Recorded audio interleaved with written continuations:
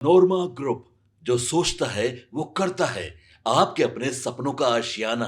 नमस्कार, बहुत बहुत स्वागत करते हैं आपका। भारत लाइव देख रहे हैं और आज हम सुबह सवेरे रविवार का दिन है और आपके सामने एक ऐसी खबर लेकर के आए हैं जो बिहार की राजनीति को आने वाले दिनों में प्रभावित करने वाली है। जैसा कि आपको पता है कि बिहार में हाल में ही 1 महीने पहले चुनाव हुए हैं और चुनाव के बाद एक पूर्ण बहुमत की एनडीए सरकार बनी है। नीतीश कुमार एक बार फिर से 10वीं बार मुख्यमंत्री की कुर्सी पर बैठे हैं और इसके साथ साथ सब कुछ ठीक ठाक नज़र आ रहा है। बिहार की राजधानी पटना का 10 सर्कुलर रोड का बंगला और उससे जुड़ी कई घटनाक्रम आपको देखने को मिलेंगे। हम ये बात 10 सर्कुलर की क्यों कर रहे हैं तो ये आपको आगे पता चलेगा, क्योंकि कई बार ये चर्चा का विषय रहा है और बिहार की राजनीति में नीतीश कुमार जब जब कोई नया फैसला लिए हैं तो ये चर्चा अक्सर बढ़ी है। आपको बता दें कि बिहार की राजनीति में नीतीश कुमार को लेकर के कई तरह की बातें कही जाती हैं और नीतीश कुमार और उस बंगले का विवाद बहुत पुराना है और गहरा भी है। आपको बता दें कि हाल फिलहाल में ही राबड़ी देवी के आवास को खाली कराने का जब नोटिस आया तब भी यह बंगला काफ़ी चर्चा में रहा, लेकिन बिहार की राजनीति में जब जब उथल पुथल हुए हैं तब यह बंगला काफ़ी चर्चा में भी रहा है। 2022 में भी काफ़ी चर्चा में रहा, जब नीतीश कुमार अपने घर से उठे और सीधे इफ्तार पार्टी में लालू प्रसाद के घर पहुंच जाते हैं और वहां से एक नई पटकथा लिखी जाती है। ये स्क्रिप्ट लगातार बिहार की राजनीति में लिखा जाता रहा है। जो लोग बिहार की राजनीति को पास से देखते हैं वो कहते हैं कि राजनीति में कुछ फैसले सीधे सीधे नहीं होते हैं, फाइलों में नहीं होते हैं, बल्कि मन से लिए जाते हैं और वो फैसले काफ़ी असरदार होते हैं। खास करके जब सरकार चलती रहती है और उस सरकार के बीच में नीतीश कुमार खड़े हों तो कहीं ना कहीं एक बात साफ नज़र आती है कि फैसले कभी भी लिए जा सकते हैं और चौंकाने जा सकते हैं। इन सभी बातों को लेकर के जो नीतीश कुमार का एक अन्य मार्ग है और 10 सर्कुलर रोड है, उसकी दूरी मात्र 300-400 मीटर की है और इस दूरी को तय करने में नीतीश कुमार जरा भी देर नहीं करते हैं। सत्ता पलटने के लिए ये दूरी अक्सर कम हो जाया करती है और इस दूरी को बहुत तेज़ी से पाट दिया जाता है।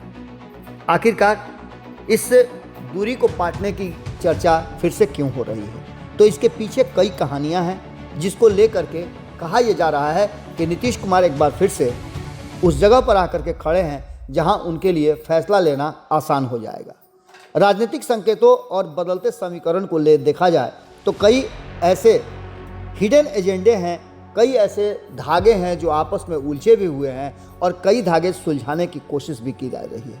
राजनीतिक गलियारे में बंगला विवाद तो आपने अक्सर सुना होगा, लेकिन इस विवाद को शांत होते भी आपने कई बार देखा होगा। राजनीति में काफ़ी कुछ संकेत होते हैं और कई कहानियाँ एक साथ पैरेलली चलती हैं। इनका स्क्रिप्ट कौन लिखता है ये भी आपको अच्छी तरह से पता है। इस बार की स्क्रिप्ट जो है वो नीतीश कुमार को खुद ही लिखनी है और नीतीश कुमार को खुद फैसला लेना है।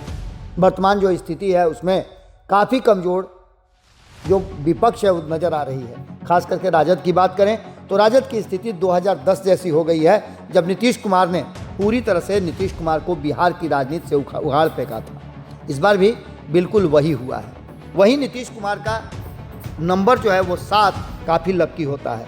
एक बार फिर से 25 यानी 7 नीतीश कुमार के पल्ले पड़ा है और खरवास तक नीतीश कुमार अपने आप को फिर से रीऑर्गेनाइज और बड़ी पार्टी बनने की होड़ में लगे हुए हैं। राबड़ी देवी का बंगला जो सिर्फ एक बंगला नहीं बल्कि वो राजनीति का गढ़ कहा जाता है, वहीं से विपक्ष की राजनीति की शुरुआत होती है और समय समय पर वहीं से सत्ता का सृजन भी होता है। आपने देखा होगा कि जब जब नीतीश कुमार असहज हुए हैं एनडीए के साथ, भाजपा के साथ, तो उन्होंने बिना देर किए सीधे इस आवास की दौड़ लगा दी है और तुरंत वहाँ से एक नई बात निकल के आई है कि सरकार का स्वरूप बदलेगा, चेहरा बदलेगा।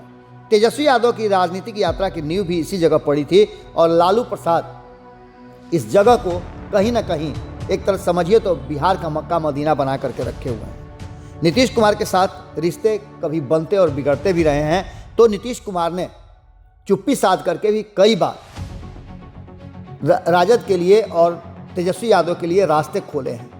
कभी नीतीश कुमार ही कहा करते थे कि अब मेरे बाद तो इन्हीं लोगों को देखना है।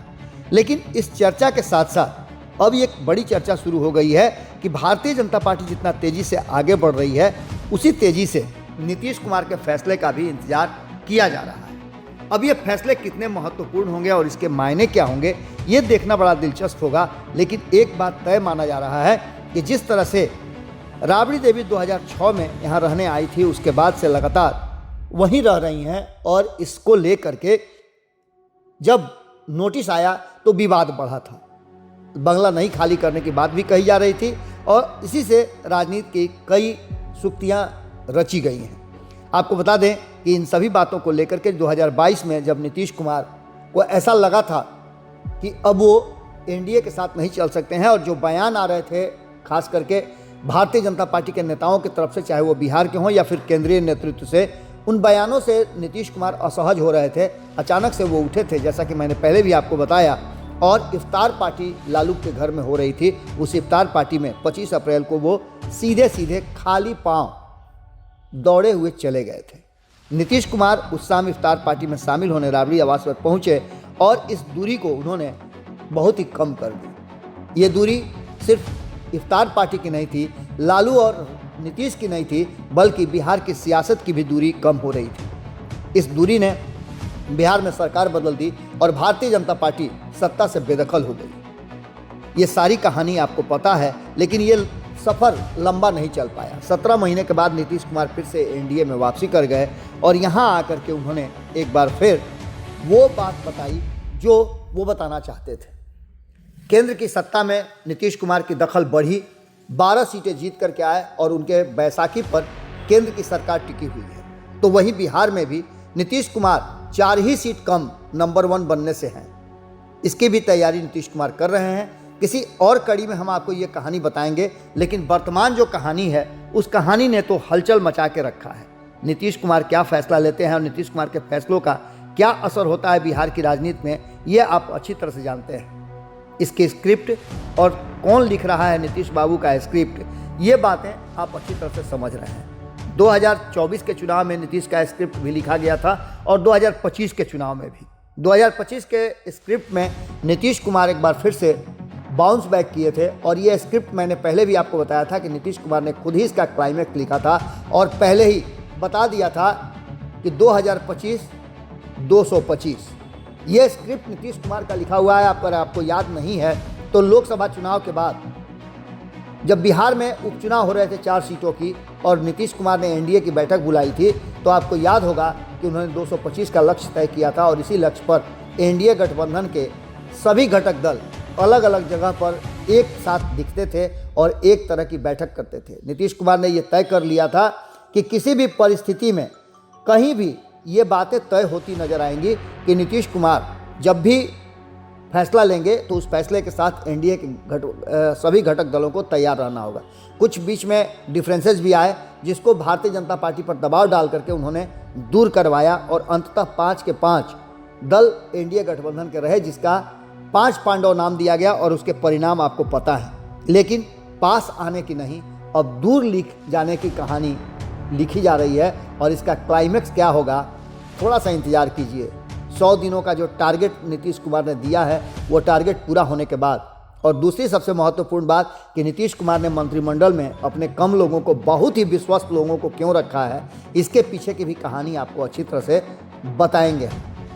बस इंतजार कीजिए। बिहार में पास आने की नहीं, दूर जाने की कहानी अक्सर लिखी गई है और इस बार ये दूरी किस तरह से बढ़ेगी या फिर पास आने की कहानी का क्लाइमेक्स क्या होगा, ये सब कुछ हम आपको समय समय पर बताते रहेंगे। बहुत बहुत धन्यवाद। आपके सपनों को हमने सजाया है, ई होम्स पैनोरामा को हमने बनाया है। ई होम्स मेरा एक सपना था जिस पे मैं पिछले 4 साल से काम कर रहा था। हमने जो बनाया है वो सबने है माना। ई होम्स पैनोरामा में हो आपका भी आशियाना। और फाइनली हमने 2021 में इस प्रोजेक्ट को लॉन्च किया। बहुत लोग अप्रिशिएट कर रहे हैं कि पूर्णिया जैसे शहर में, बिहार के, एक तो बिहार की बात करें उसमें भी पूर्णिया जैसे छोटे जगह में इस तरह का लाइफस्टाइल देना, ये सुन के हम लोगों को बहुत अच्छा लगता है। ई होम्स में हमने कुछ और भी किया है, जैसे हम जिस जगह में रह रहे हैं हमारे फैमिली सिक्योर हो, उनको सिक्योरिटी का ध्यान में रखा है। आपकी सुविधा और सुरक्षा आपके लिए खास है, ये आपका विश्वास है। इसमें आर्टिफिशियल इंटेलिजेंस का 7 लेयर सिक्योरिटी का हमने इस्तेमाल किया है। लस ग्रीन कैंपस को बनाया है, यदि हमारा बाउंड्री वाल है तो वो वर्टिकल गार्डन है। ये जितनी भी फैसिलिटी होता है एक इंटरनेशनल टाउनशिप में ई होम्स है, ये हम लोग विश्वास नहीं कर पा रहे हैं। जो भी हमारे मित्र दोस्त या जो भी हमारे बाहर के बाहर आते हैं तो हम लोगों को बहुत अच्छा सुनने को मिलता है और बहुत अच्छा क्रेडिट मिल रहा है। वो सारा हमने सिर्फ एक बिल्डिंग नहीं बनाया, हमने एक बहुत अच्छा लाइफस्टाइल दिया ई होम्स में, और मेरा एक सपना था जिसको मैं आज फुलफिल होते हुए देख पा रहा हूँ। ये आपका आवास है। ई होम्स पैनोरामा में अब आपका निवास है। E homes panorama, luxurious lifestyle redefined. Panorama group, जो सोचता है वो करता है। अगर ये वीडियो पसंद आई और वह बिहार के राजनीति और बिहारियत से सरोकार रखेनी तो सब्सक्राइब बटन दबा के चैनल के सब्सक्राइब कर ली। ओजे एगो घंटी बा, ओकरा बटन दबा देला से कुल सटीक और मारक खबर रुआ मुफ्त में मिल जाई। अगर रुआ पत्रकारिता के हमनी के नया प्रयोग में सहयोग कर चाहतानी तो ज्वाइन बटन दबा दी। पेटीएम नंबर नोट कर ली 938681